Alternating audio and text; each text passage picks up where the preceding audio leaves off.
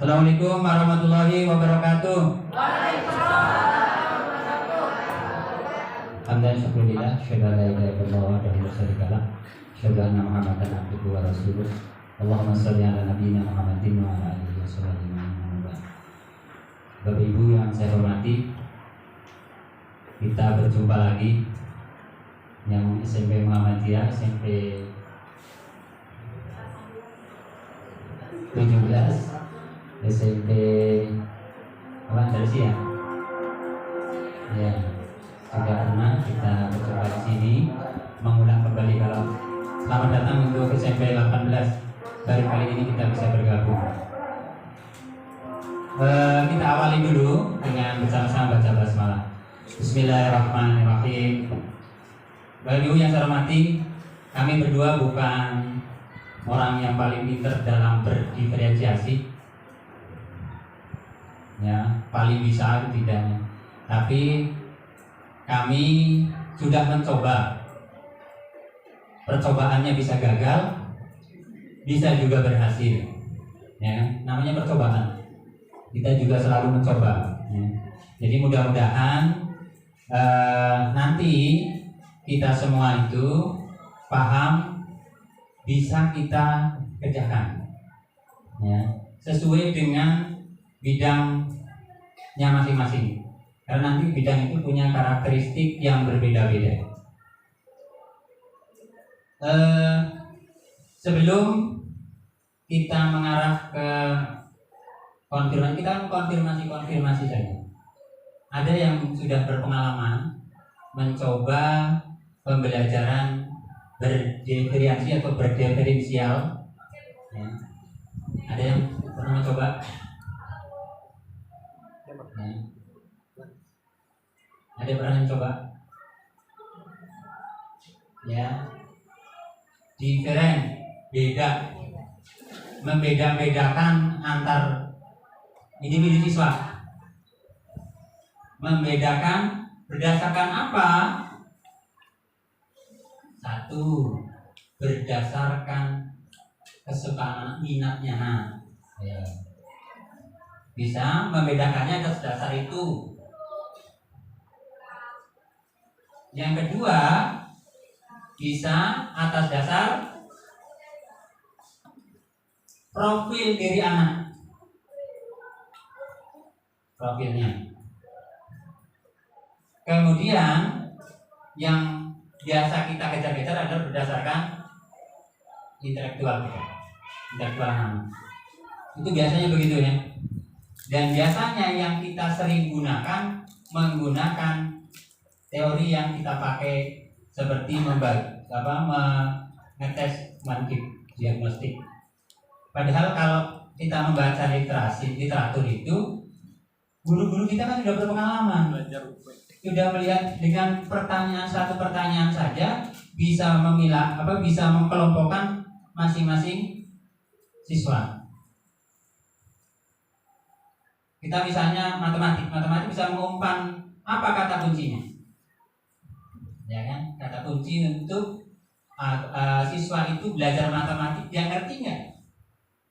Kalau saya gampang umpannya, bisa baca Al-Quran atau tidak? Kata kuncinya kan itu. Mau diapakan kalau nggak bisa baca Al-Quran, nggak akan bisa belajar agama. Kecuali tujuannya hanya tidak paham. Setiap mata pelajaran ada kata kuncinya. Nah, kata kunci itu menselaraskan capaian pembelajaran ke dalam tujuan pembelajaran. Itu yang super sulit. Ya kan dulu sih? Menselaraskan dari capaian pembelajaran menjadi tujuan pembelajaran berdasarkan kemampuan, berdasarkan bakat minat, berdasarkan gaya belajar.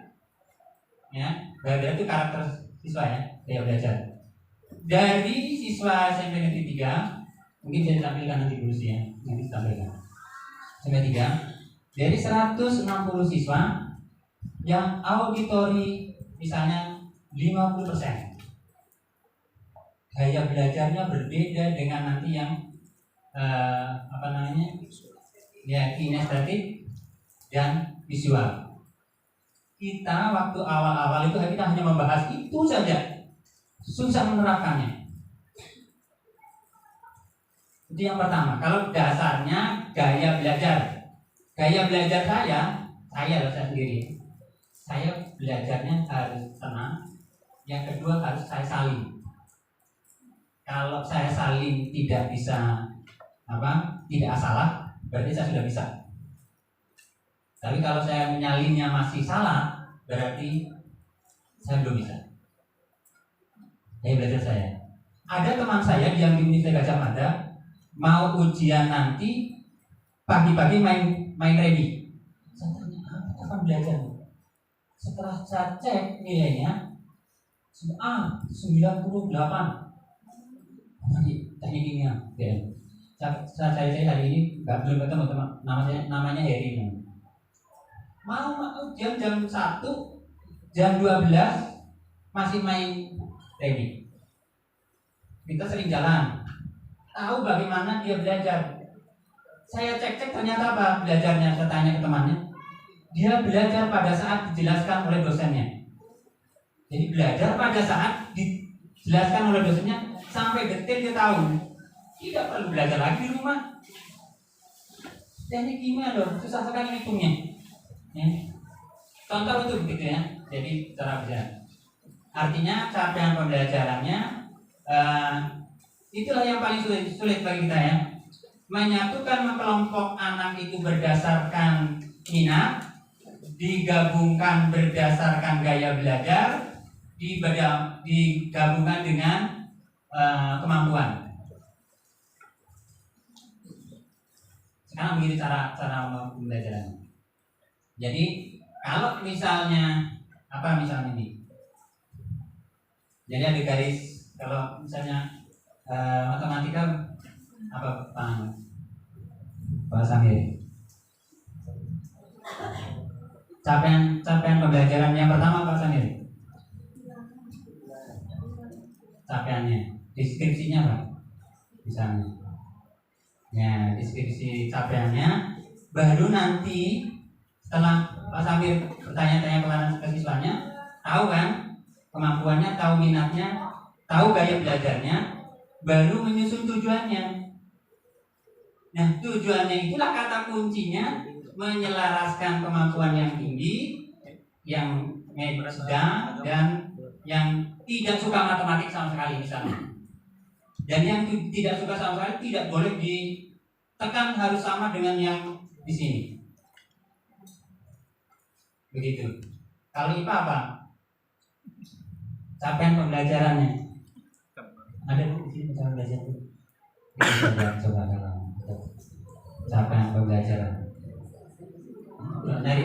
Dari lagi susah. Oke, nanti penjelasan itu ya.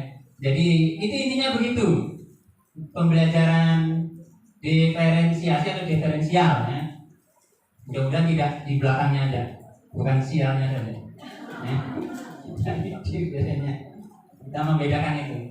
Jadi kita itu diharapkan, kita kan teorinya kembali kepada teorinya Ki Hajar Dewantoro. Jadi dikembalikan yang bisa punya bakat senang kita pupuk, kita tinggikan, ya. Yang biasa-biasa saja Ingmadyo Mangun Karso. Yang di bawah biar aja tuturi handayani saja. Kita guru tugasnya membimbingnya. Begitu. Membimbing tidak harus sama yang tadi yang atas. Tugas guru adalah begitu, membimbingnya. Jadi tidak memaksakan, misalnya kelas 7 ya, bilangan misalnya di sini sudah paham sudah harus sampai capaian berikutnya, dia memang harus beri kesempatan. Yang ini ya pemahamannya dengan kemampuan kalau menjelaskan ke sini ke A itu bisa, dengan ke kelompok B belum tentu bisa. Maka disinilah mengambil mediumnya, dimediasi dengan sesuai dengan kemampuan. Kalau ini berbakat punya kemampuan, tinggal ditertibkan jalan. Kalau yang di sini harus ada motivasi. Kalau di sini harus dengan ayo jalan, begitu. Itu gambaran gambaran umumnya seperti itu. Pada prakteknya susah.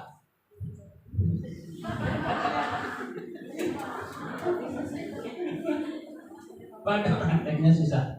Kalau saya kan gini, saya gambarkan ya. Kelas 7A. Pertama, tes baca Al-Quran. Satu, tes. Tanya, kamu baca Al-Qurannya dengan siapa? Ustadznya siapa? Jelas. Ya. Oh ini. Saya ngajinya sama Pak Mastur. Enak sudah. Kita tinggal lanjut. Saya ngajinya Iqab 5 2 tahun yang lalu. Posisi ini berarti di kelompoknya. Begitu. Nah, yang satu misalnya ini saya sudah hafal beberapa ayat, berapa surat, kemudian sudah khatam. Kemudian di sini saya suka membaca secara tilawah. Lalu ini tinggal bimbing yang tilawahnya. Begitu. Untuk saya, karena karakter pembelajaran berbeda-beda. Itu berkaitan dengan kemampuan pokok misalnya di pelajaran saya. Dan apakah yang misalnya ini ya, yang 3-4 orang ini tidak bisa membaca Al-Quran, bisa membaca Al-Quran dalam satu tahun, diarahkan dia suruh ngaji ke gurunya, ngaji ke kita, ya. Kita kesempatannya misalnya ada jam hari Jumat, ya, di P5 itu bisa dimasukkan situ. Kemudian bisa juga kita secara khusus ini. Itu pun berat biasanya. Kenapa? Karena anak ini tidak suka pada dasarnya. Jadi memotivasikannya itu susah sekali. Saya pikir itu kata pembuka saya. Nanti akan dijelaskan lebih rinci secara berurutan bersama fasilitator kita, Ibu Lucy. Pada beliau persilakan.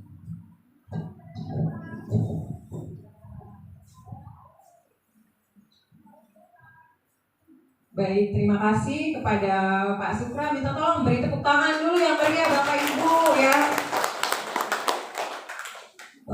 Tadi sudah mendengar ya bagaimana sih pembuka atau pengantar mengenai pembelajaran diferensiasi. Masih semangat Bapak dan Ibu? Masih semangat? Semangat aja atau semangat luar biasa? Tapi dari suaranya sepertinya tidak mencerminkan ya. Semangat aja atau semangat luar biasa? Semangat pagi, luar biasa. Sekali lagi dong tes suaranya ya. Soalnya jam-jam segini itu kalau dikatakan adalah jam-jam krusial atau jam-jam kritis. Jika siswanya ada 30, maka yang mengantuk bisa 31 ya. Kita ulang sekali lagi, satunya siapa? Nah, silakan ditebak masing-masing dalam hati ya. Semangat pagi, luar biasa.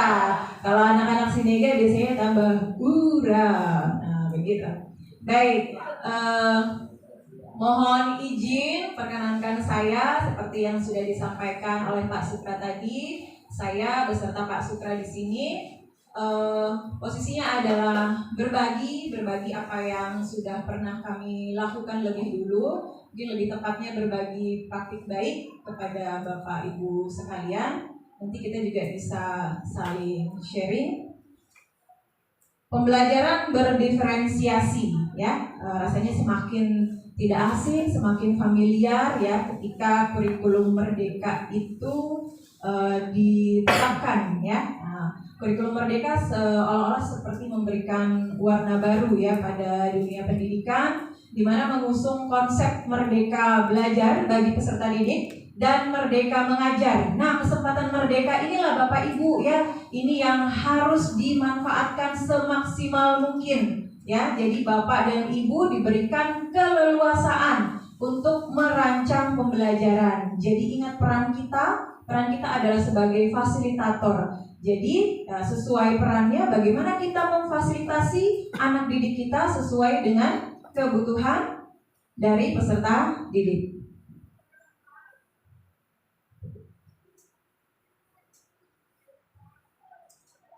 Ya, ini tujuan pertemuan kita. Tujuannya adalah untuk memahami seperti apa sih pembelajaran berdiferensiasi. Kemudian yang kedua, harapannya adalah pelan-pelan walaupun secara bertahap ya, kita mulai mengimplementasikan pembelajaran berdiferensiasi pada pembelajaran kita sesuai dengan mata pelajaran yang kita ampu. Tentunya kita sesuaikan dan kita modifikasi masing-masing.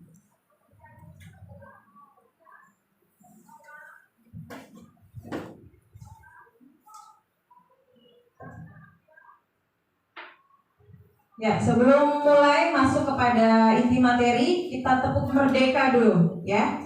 Tepuk merdeka. Sudah ada contekannya di depan ya. Tepuk merdeka. Prok prok prok, I am the best. Prok prok prok, you are the best. Prok prok prok, we are the best. Prok prok prok, yes, yes. Kanan kiri ya. Coba saya simulasikan dulu. Kita coba sama-sama ya, penuh semangat. Penuh semangat aja biar ngantuknya pergi, biar ngantuknya hilang. Tepuk merdeka.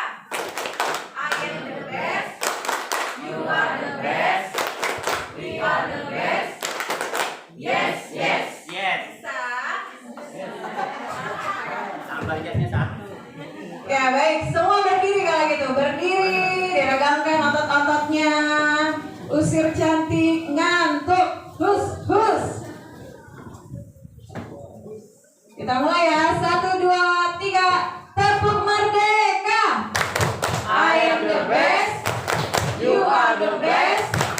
We are the best. Yes, yes. Iya, terima kasih. Belum duduk kayaknya, masih berdiri. Ya, kita berdiri. Kita nyanyi-nyanyi aja dulu ya. Ada yang sudah familiar dengan lagu ini? Nanti kita sambil tepuk tangan ya, karena tidak ada back sound-nya ya. Ini lagunya kira-kira seperti ini. Nanti kalau dengar suara-suara yang sumbang tolong dimaklumi Bapak Ibu ya. Semoga tidak sampai sakit perut. Profil pelajar Pancasila, mari kita nyanyikan bersama. Pelajar Pancasila beriman dan bertakwa kepada Tuhan Yang Esa dan berakhlak mulia, berkebinekaan global, gotong royong mandiri, kreatif dan bernalar kritis. Bisa? Bisa. Udah ya? Iya, kita nyanyikan 2 kali sambil tepuk tangan ya. Baik, kita mulai.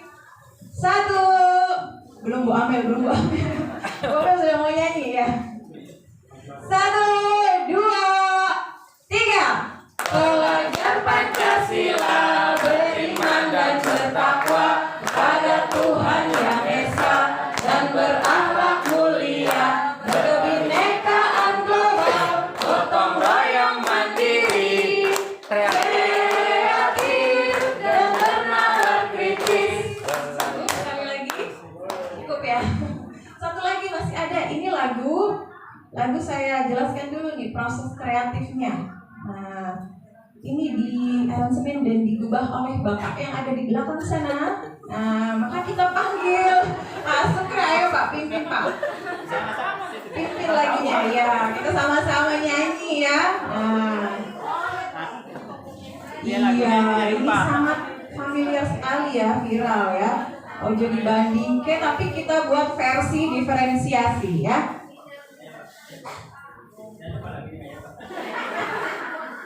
Oke, yang buat ya. Yang buat sudah lupa. Yang buat sudah lupa.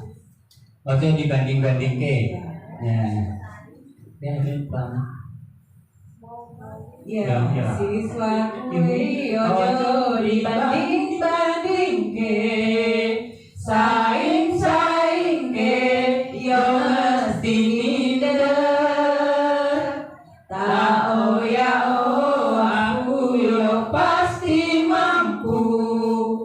wong sawatku untuk mencoba.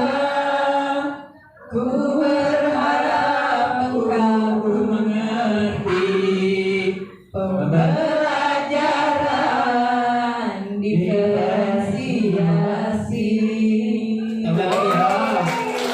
Tapi belum semua kayaknya Pak ya. Jadi sekali lagi karena sudah tahu kan intro-intronya, maka kita ulangi lagi ya. Masih semangat ya Bapak Ibu ya? Masih semangat. Ayo. 1, 2, 3. Siswaku ojo dibanding ke, saing ke, yo mesti minder. Oh ya oh aku yo pasti mampu, wong sakuatku untuk mencoba.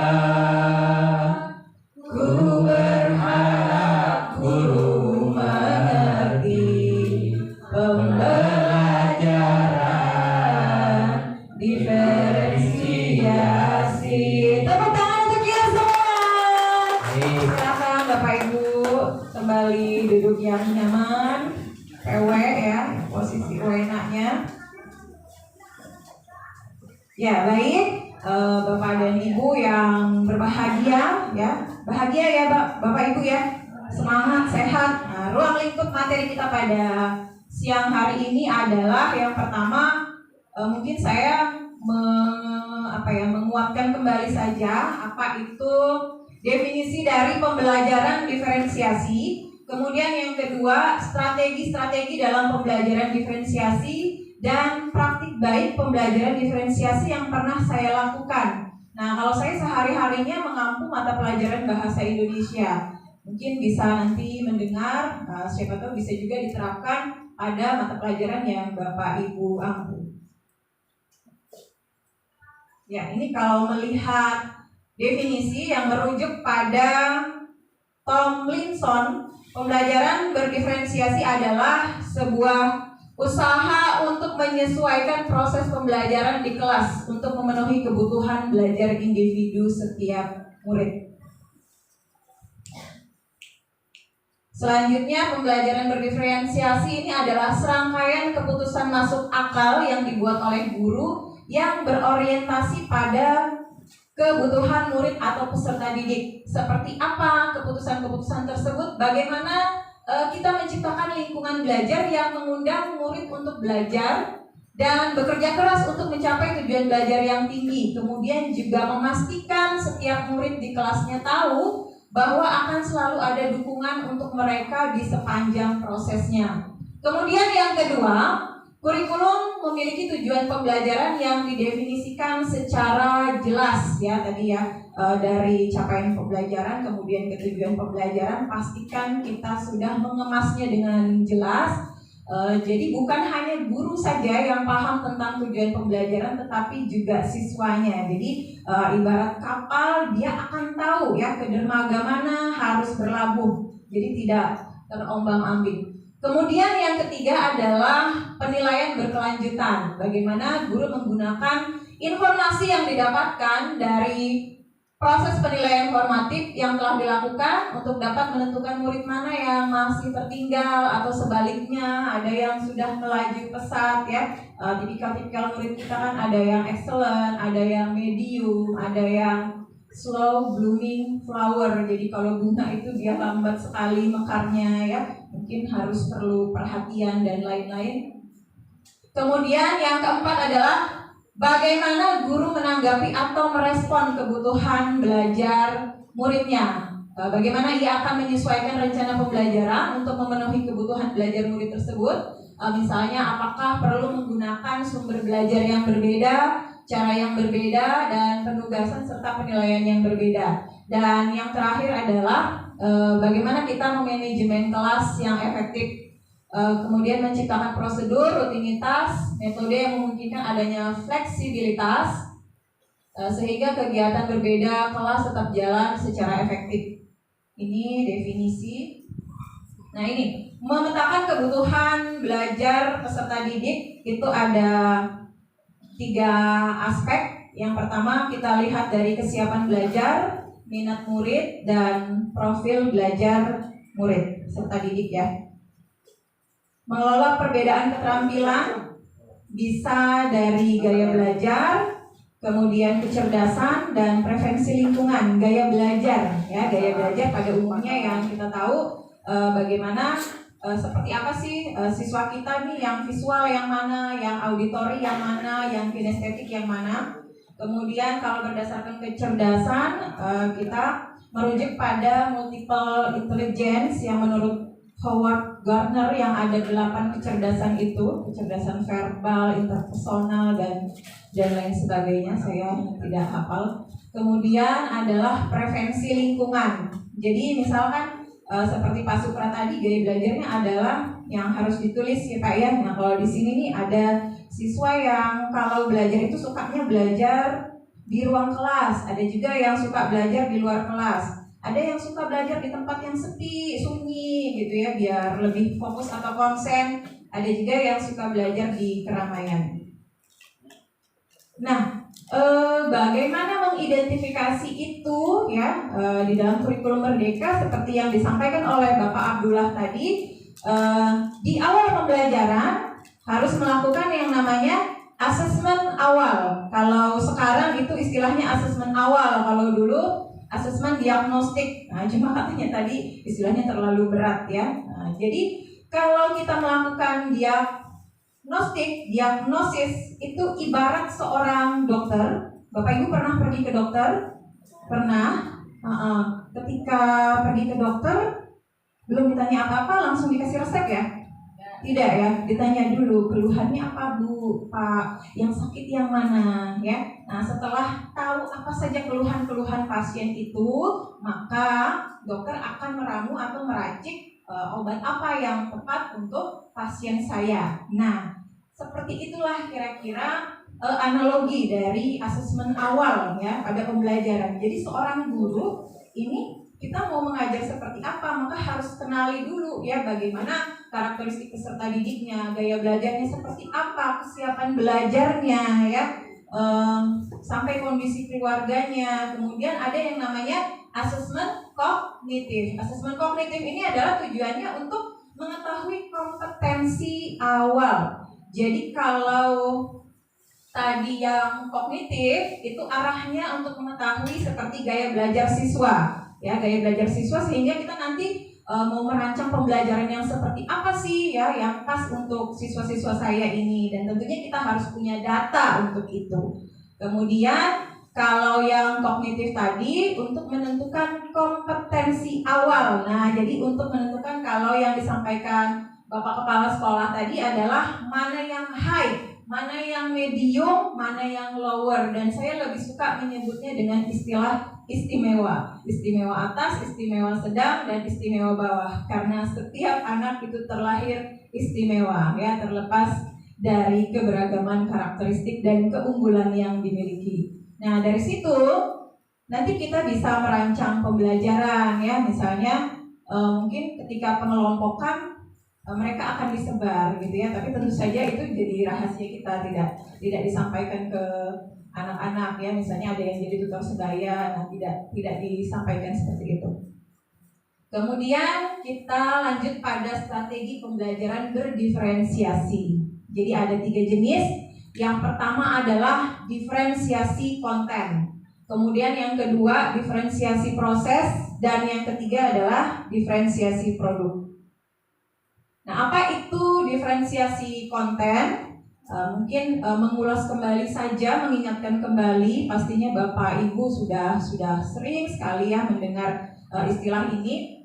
Diferensiasi konten merupakan materi atau informasi apa yang akan diajarkan kepada siswa kita, kepada peserta didik kita. Nah, kontennya dapat dibedakan sebagai tanggapan terhadap kesiapan, minatnya, dan profil belajar siswa, maupun kombinasi dari ketiganya. Guru perlu menyediakan bahan dan alat atau materi, atau bisa juga media pembelajaran sesuai dengan kebutuhan belajar siswa.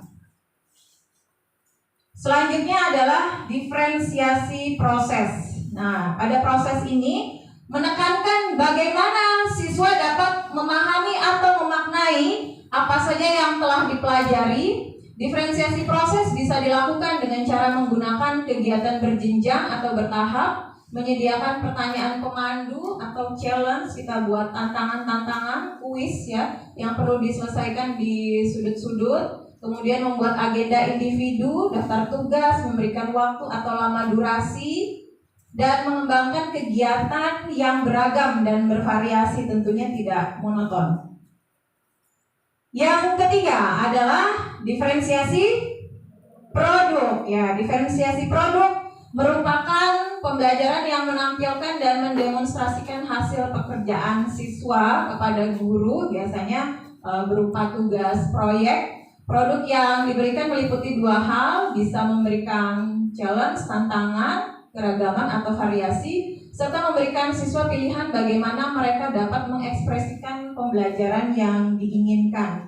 Jadi misal nanti di akhir gitu ya, kita memberikan tugas atau asesmen formatif kepada peserta didik kita. Nah, itu kita bisa kembalikan ke mereka gitu ya. Mereka mau mengemas tugas yang kita amanahkan, yang kita berikan itu seperti apa. Misalnya bagi anak-anak yang memang suka berbicara ya, punya public speaking yang bagus, dia boleh misalnya mengemas tugasnya dalam bentuk video. Atau yang jago gambar bisa divisualisasikan melalui gambarnya. Puisi bisa juga ya, dan lain-lain. Jadi ada keberagaman produk nanti pada akhirnya. Nah, ini pemetaan kebutuhan belajar berdasarkan minat. Jadi contoh anak-anak ada yang suka olahraga, nih Rudi dan kawan-kawan. Kemudian ada yang suka kesenian, Susi dan kawan-kawan. Ada yang sukanya, minatnya itu di bidang sains, Aep ya ini ya, Aep dan kawan-kawan. Nah, kemudian nanti untuk diferensiasi produknya, misalnya ini kalau yang ada teks prosedur itu materi bahasa Indonesia atau bahasa Inggris ya. Nah, itu bisa anak-anak yang minatnya di olahraga, berarti nanti produk yang dibuat adalah prosedur tentang bagaimana cara menggiring bola atau sesuai dengan ini, dengan kesepakatannya dia, maunya tema olahraga yang mana. Kemudian kalau yang suka kesenian, bagaimana bisa membuat rumah-rumahan dari stik es krim, tapi tentang prosedur juga, masih dalam konteks materi yang sama.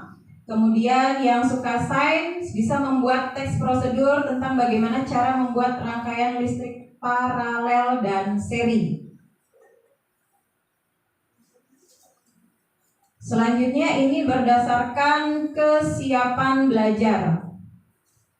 Jadi misal ini kalau ini adalah mata pelajaran matematika ini ya. Keliling bangun datar. Jadi ada siswa yang telah memahami konsep keliling, dapat melakukan operasi hitung dan perkalian dasar, Susi dan kawan-kawannya, maka dalam proses pembelajarannya, ya guru bisa menyajikan pembelajaran. Misalnya murid diminta mengerjakan soal-soal tantangan yang mengaplikasikan konsep keliling dalam kehidupan sehari-hari. Ya, jadi yang sudah siap ini berarti waktu kita asesmen kognitif tadi, dia masuk yang istimewa atas, yang excellent ya. Nah, kita mungkin bisa memberikan soal dengan level kesulitan yang lebih tinggi. Kemudian ini ya, secara mandiri dan saling memeriksa pekerjaan masing-masing. Kemudian murid yang telah memahami konsep keliling namun belum lancar dalam melakukan operasi hitung, di sini pada intinya dia menggunakan benda-benda konkret untuk menghitung keliling bangun. Misalnya pakai stik es krim, masih menggunakan alat bantu. Kemudian murid yang belum memahami konsep keliling, nah mungkin dia yang ketika lihat matematika kepalanya sudah bereaksi biasanya ya, belum apa-apa gitu ya.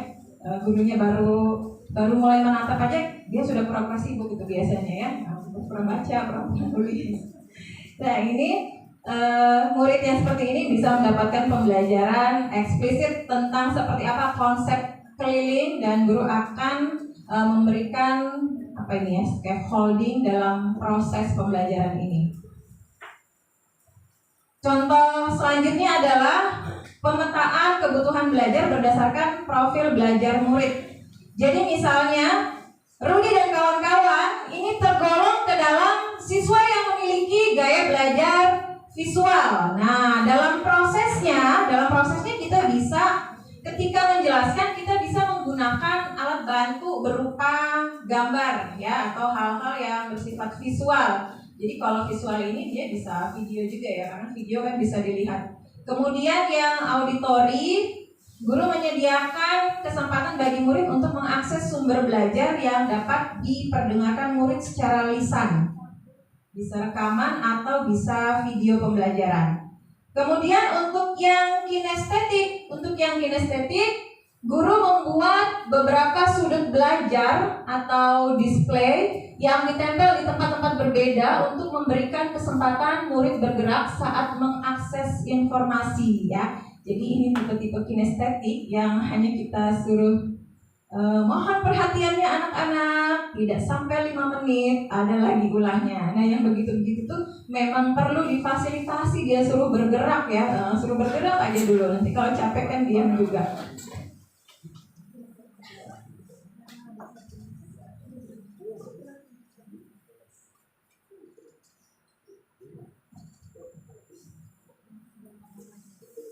SDK lanjut aja dulu ya. Baik, lanjut kita masuk pada praktik baik pembelajaran diferensiasi. Semangat pagi, luar biasa ya. Supaya yang mau menguap nggak jadi gitu. Ya, praktik baik pembelajaran. Karena saya mengampu mata pelajaran bahasa Indonesia, maka yang saya coba berbagi kepada Bapak Ibu sekalian adalah tentang bahasa Indonesia. Barangkali ada yang sama dengan saya mengajar bahasa Indonesia, bisa nanti dimodifikasi ya pembelajarannya, tentu saja disesuaikan dengan karakteristik peserta didik. Nah, dalam hal ini yang mau saya jelaskan adalah ketika saya akan mengajarkan tentang materi iklan, di mana di sini saya mau menggali atau memanfaatkan literasi digital. Jadi berawal dari situasi dan kondisi awal. Jadi kalau ditanya apa yang menjadi potensi dan keunggulan, kalau keunggulannya adalah sejak PJJ itu nilai plusnya adalah anak-anak pada saat ini sudah dibekali dengan ponsel Android mereka. Nah, sehingga ponsel itu dapat dimanfaatkan sebagai sumber belajar lain. Karena kalau hanya mengharap dari buku paket, teman-teman yang mengajar bahasa Indonesia kalau melihat buku paket kurikulum Merdeka, materi pantun, materi iklan itu contoh-contohnya masih sangat sedikit sekali. Jadi sangat dibutuhkan gitu ya pemanfaatan literasi digital sebagai sumber belajar yang lain. Kemudian ini juga saat ini sudah ada akses WiFi juga ke kelas-kelas. Jadi sehingga memudahkan ketika proses pembelajaran anak-anak yang lagi ini syarat paket datanya bisa pakai fasilitas WiFi sekolah. Baik, di awal pembelajaran tentu saja kami melakukan yang namanya asesmen diagnostik atau asesmen awal pembelajaran, baik yang non-kognitif maupun yang kognitif ya. Kalau yang kognitif biasanya kita di awal saja, tapi kalau untuk yang kognitif itu ada baiknya Bapak Ibu dilakukan secara berkala. Biasanya kalau saya lakukan ketika memulai bab baru, sehingga saya mendapatkan gambaran seperti apa kompetensi awal dari peserta didik saya. Pokoknya dengarkan aja dulu. Kalau di ini kayaknya ribet sekali sih ya. Memang ribet di proses awal, tapi akan memudahkan kita dalam mendesain dan merancang pembelajaran. Berdasarkan data dari hasil asesmen awal yang saya lakukan di awal pembelajaran, pertama sebanyak 43% peserta didik memiliki gaya belajar auditori. Jadi sebagian besar ya Kalau saya ngajarnya kelas 8, jadi anak-anak kelas 8 di SMP Negeri 3 itu gaya belajarnya lebih dominan ke arah auditori. Kemudian peserta didik sebanyak 40% memiliki gaya belajar visual. Kemudian 17% memiliki gaya belajar kinestetik. Nah, di situ kita sudah dapat datanya, ya. Lalu dari segi asesmen diagnostik kognitif, informasi awal yang saya dapatkan adalah sebanyak 29% peserta didik sudah sangat baik dalam memahami bagaimana langkah-langkah membuat iklan. Dalam hal ini adalah iklan sederhana. Lalu 33% peserta didik sudah baik dalam memahami bagaimana langkah-langkah membuat iklan, dan 38% peserta didik masih kurang dalam memahami langkah-langkah membuat iklan. Sehingga berdasarkan kondisi awal ini, saya merasa perlu merancang pembelajaran berdiferensiasi yang harapannya itu dapat mengakomodasi kebutuhan peserta didik dalam memberikan pemahaman mereka agar dapat berkreasi membuat iklan. Nah, dalam hal ini konteksnya masih iklan yang sederhana. Nah, ini adalah diagramnya, diagram tentang hasil gaya belajar. Memang waktu tes itu berdasarkan kesepakatan kalau menggunakan lembaga psikologi kan memang harus berbayar ya Bapak Ibu ya. Nah, jadi kami coba yang tersedia secara gratis. Pada saat itu kami menggunakan tautan www.prof, itu pun kami dapatkan waktu melaksanakan diklat program sekolah penggerak. Nah, jadi apa yang didapatkan itu yang kita teruskan dan didapatkan hasil tes gaya belajar seperti itu. Nah, ini tipe gaya belajarnya saya data dulu, jadi saya punya data-datanya, ibaratnya itu kalau kita mau tempur sudah ada amunisinya. Ini tipe gaya belajar kelas 8B. Ini adalah anak-anak yang auditori, ada 13 orang. Kemudian ada yang kinestetik. Lalu ada yang visual. Saya tadi mau lihatkan anaknya Bu Yatmi ya. Nah, Bu terakhir Bu, Pravda, Bu Sareva. Dia tipenya adalah auditori, jadi harus mendengar kalau ini kejelasan. Kayaknya berenang Pak ya. Nah, malah dia punya potensi yang luar biasa itu Pak. Baik, ini tipe gaya belajar. Kita punya data dulu. Nah, kemudian ini adalah hasil asesmen diagnostik kognitif. Jadi kayak pretest yang kita berikan di awal.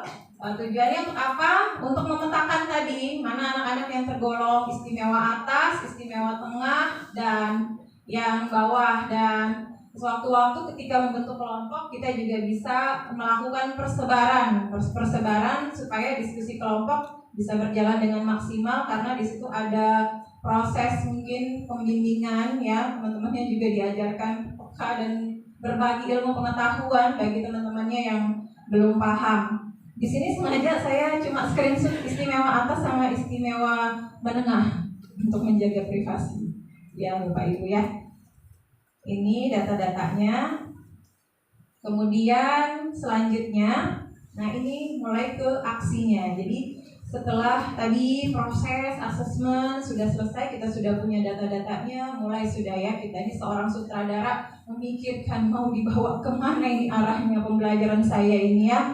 Nah, jadi setelah saya menemukan akar permasalahan bahwa sebagian besar peserta didik saya itu masih kurang dalam memahami bagaimana sih langkah-langkah membuat iklan ya, mungkin rata-rata buatnya itu sesuai dengan apa yang dia lihat secara kekinian, padahal kan syarat-syarat iklan itu harus diperhatikan. Mungkin untuk iklan komersial saja harus ada nama produknya harus dijelaskan, ada harga, kemudian bagaimana cara mendapatkan produk tersebut. Lebih bagus lagi kalau ada testimoni. Nah, hal-hal seperti itu kan yang perlu diperhatikan.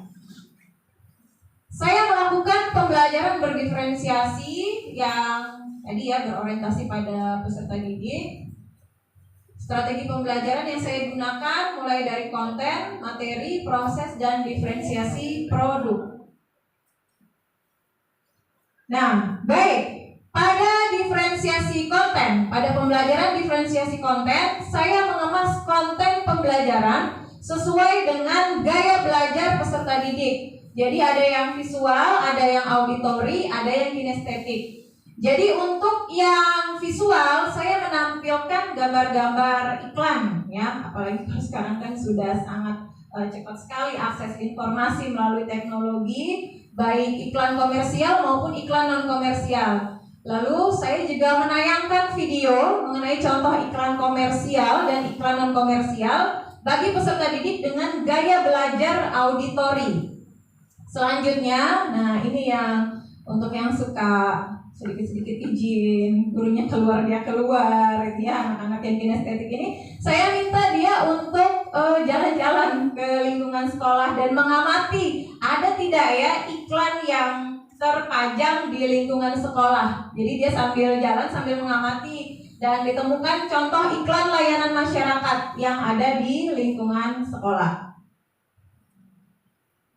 Selanjutnya pada diferensiasi proses, kita sudah masuk pada proses pembelajaran. Saya menyajikan pembelajaran dengan metode discovery learning dengan tahapan pembelajaran atau sintaksnya, memberikan stimulus, kemudian identifikasi masalah, pengumpulan data, tahap pengolahan data, tahap pembuktian, sampai tahap generalisasi atau tahap menarik kesimpulan.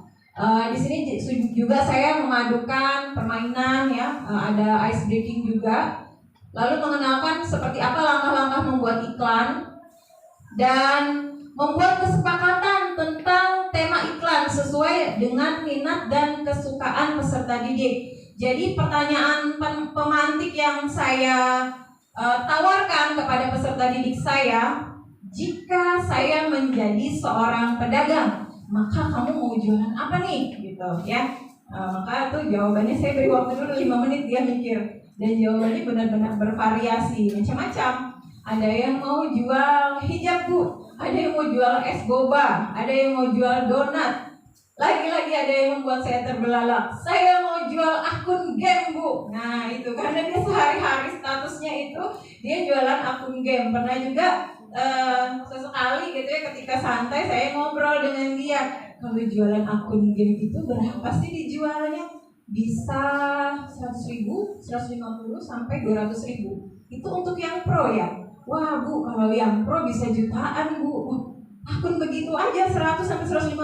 Iya Bu. Nah dia jadi seperti menemukan dunianya gitu ya di dalam pembelajaran. Jadi iklan yang dia buat tentu saja dia mau buat iklan komersial tentang jual akun game. Seperti itu. Itu contoh. Apalagi ya tadi? Nah tentu saja menggunakan juga berbagai sarana dan prasarana yang tersedia dan media yang relevan sesuai dengan kebutuhan pembelajaran. Misalnya kalau bahasa Indonesia itu kamus saktinya adalah KBBI. KBBI yang secara luring sudah bisa diakses melalui ponsel peserta didik. Kemudian adalah UWEBI. Kalau sekarang sebenarnya sudah kembali ke EYD, ya namanya ejaan yang disempurnakan. Dan tentu saja mengarahkan mereka untuk melihat contoh-contoh iklan yang terdapat di berbagai media serta melaksanakan diskusi dan presentasi kelompok. Jadi itu diferensiasi prosesnya. Nah, selanjutnya pada diferensiasi produk. Pada pembelajaran diferensiasi produk, saya mencoba memberikan kebebasan, keluasan kepada peserta didik saya untuk membuat sebuah iklan sederhana berdasarkan minat dan kesukaan yang sudah dia pilih tadi, berdasarkan kesukaannya. Nah, dalam hal ini saya memanfaatkan literasi digital dalam pembelajaran. Jadi bagi peserta didik yang suka berbicara di depan umum, mereka boleh membuat video dengan aplikasi penyedia pembuat video yang mereka kuasai. Karena kalau anak-anak zaman sekarang itu udah kemampuan teknologinya biasanya sudah selangkah di depan juga dari kita Bapak Ibu gurunya. Jadi kamu buat video pakai apa? pakai capcut Bu. Nah saya yang capcut aja saya belum pernah tahu modelnya yang mana. Mentok-mentok saya pakainya kain master gitu. Terus apa lagi gitu ya, dia pernah sampaikan dan silahkan ya. Saya bilang seperti itu. Kemudian bagi peserta didik yang punya kompetensi dalam bidang teknologi informasi boleh berkreasi membuat iklannya dengan aplikasi penyedia desain grafis yang tersedia ya. Misalnya yang paling gampang diakses adalah Canva. Kalau untuk Photoshop atau Corel Draw itu masih butuh ilmu tingkat tinggi sepertinya ya. Kalau Canva kan sambil pencet-pencet HP saja bisa. Sebenarnya saya juga memberikan ini sih, kalau ada yang bisa gambar gitu. Tapi anak-anak ketika ditawarkan suruh kerjakan pakai HP, mereka pilih yang pakai HP-nya. Jadi tugas-tugasnya itu ya diferensiasi produknya akhirnya antara gambar sama video. Yang gambar asli gambarnya dia belum ada. Karena mungkin hal baru juga ya, dia mau juga utak-atik HP-nya kan, berkreasi seperti itu. Ya, ini aktivitas-aktivitas pembelajaran yang saya lakukan. Seperti biasa ya, melakukan persepsi, mengaitkan pembelajaran iklan dengan kehidupan sehari-hari. Misalnya saya bertanya, siapa yang pagi tadi sebelum berangkat sekolah buka media sosialnya? Nah, pasti ya, itu pasti. Kita kalau bangun tidur kalau nggak ngecek HP dulu, nah, terus saya tanya ada nggak iklan? Macam-macam sudah jawabannya. Ada Bu, iklannya ini Bu, lagi ada promo di sini dan lain-lain. Ini membagi kelompok. Kelompoknya biasanya untuk membiasakan mereka juga ya mengenal seperti apa dimensi profil pelajar Pancasila. Nah, maka nama-nama kelompoknya saya gunakan, saya ambil dari dimensi profil pelajar Pancasila. Lalu mulai membuat iklan. Nah, dan ini juga yang terpenting ya Bapak Ibu ya, adalah memberikan umpan balik terhadap karya iklan yang dibuat oleh peserta didik. Nah, kalau beberapa waktu yang lalu, waktu ada kegiatan in-house training, mungkin sudah pernah disampaikan bagaimana langkah-langkah memberikan umpan balik kepada peserta didik dengan menggunakan tangga umpan balik yang terdiri dari klarifikasi, benarkah ini karyanya kamu buat sendiri? Nah, gitu ya, mengklarifikasi kepada mereka. Kemudian memberikan penilaian, perhatian, saran, dan apresiasi. Iklan yang kalian buat sudah sesuai dengan syarat-syarat sebuah iklan, terutama iklan komersial. Selamat ya nak, kamu atau kalian telah membuat karya kreatif sangat menarik. Pasti ini dikerjakan dengan sungguh-sungguh. Namun perhatikan juga ya penulisan huruf kapitalnya. Kalau saya biasanya seperti itu. Nah, jadi tidak hanya sekedar bagus, keren, tidak hanya seperti itu, tapi juga ada tahapan-tahapan dari tangga umpan balik. Nah, diferensiasi produknya berbeda, maka seperti apa sistem penilaiannya? Maka akan saya bedakan di rubrik penilaian. Yang menjadi pembeda itu pada poin yang terakhir. Jadi kalau yang dari A sampai D itu mencakup seperti apa sih syarat-syarat iklan? Apakah informasi produknya lengkap? Kemudian relevan dengan produk yang diiklankan, ada kalimat persuasifnya tidak, kalimat yang membujuk atau mengajak ya, yang membuat pembeli untuk tertarik membeli produk yang diiklankan. Dan nah ini yang terakhir, iklan menampilkan kreativitas peserta didik. Jadi pembedanya di sini saya buat kreativitasnya bisa berbentuk keunikan iklan yang ditampilkan dalam bentuk video, gambar, infografis ataupun bentuk yang lain. Nah, jadi nanti pembedanya di situ. Yang terakhir adalah kegiatan refleksi. Ini penting Bapak Ibu untuk mengetahui seperti apa efektivitas metode pembelajaran yang sudah kita lakukan. Nah, selanjutnya ini adalah contoh-contoh tugas siswa. Ini adalah contoh tugas iklan komersial karyanya Feby Keisha Andriani, dibuat dengan menggunakan aplikasi Canva. Jadi sambil memperhatikan juga ininya penulisannya kalau dalam bahasa Indonesia itu huruf kapital, huruf kecilnya masih ada beberapa yang harus diperbaiki. Kalau toh dia harus menggunakan bahasa asing di dalam penulisan bahasa Indonesia, itu tetap ada aturannya. Misalnya seperti ini, by Ruben Onsu. Kalau memang mau pakai by-nya ditulis dengan menggunakan huruf miring. Itu bisa menjadi nanti di catatan umpan balik.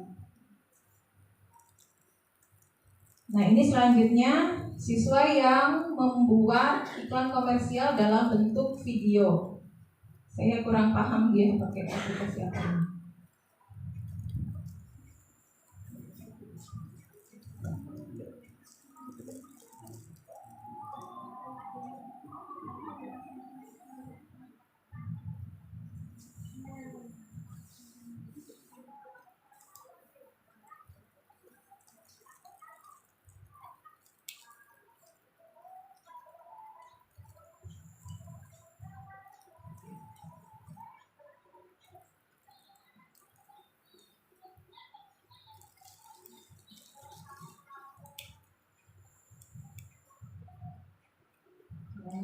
Jangan provinsi Babul Darat sekalian promosi ya.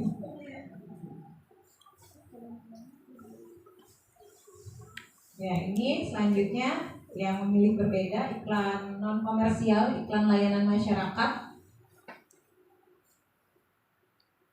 Ini juga iklan layanan masyarakat yang ada langkah-langkahnya, mungkin ini seperti infografis.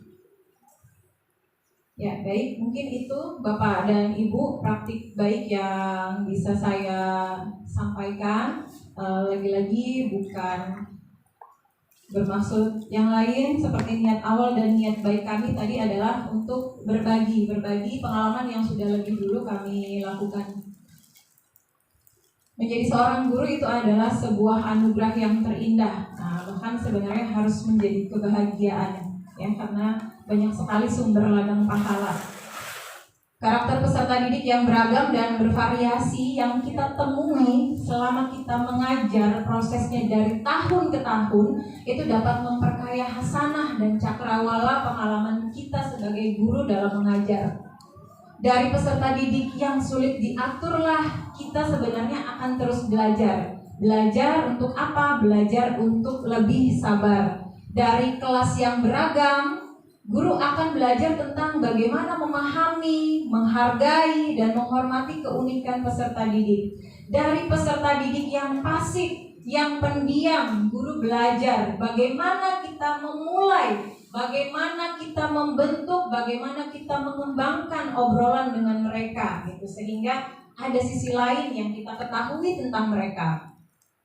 Dari situ juga guru akan merancang pembelajaran berdiferensiasi. Dan ketika kita sebagai guru berjumpa dengan peserta didik yang tidak sesuai dengan harapan kita, disitulah kita kembali memanjatkan rasa syukur kita. Bersyukurlah. Nah, sekali lagi kita bersyukur karena kita masih diberikan kesempatan seluas-luasnya untuk belajar, ya. Belajar untuk apa? Belajar untuk menjadi seorang guru yang lebih baik.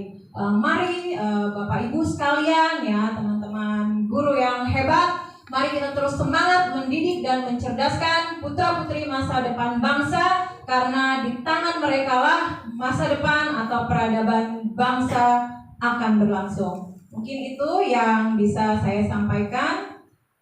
Ikan haruan dicuci bersih. Cukuplah sekian dan terima kasih. Billahi taufiq wal hidayah. Wassalamualaikum warahmatullahi wabarakatuh.